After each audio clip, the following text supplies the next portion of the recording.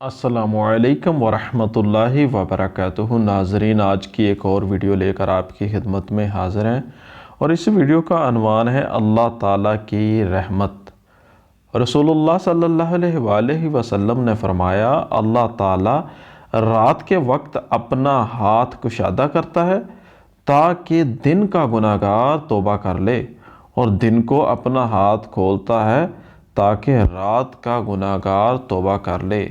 یہ اس وقت تک ہوتا رہے گا جب تک سورج جو ہے وہ مغرب سے طلوع نہ ہو جائے۔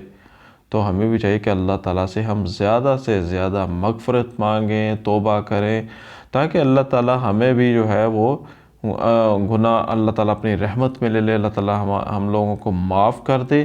تو یقیناً آپ بھی اس چیز پر عمل کریں گے، ہم بھی کوشش کریں گے کہ ان احادیث پر عمل کریں۔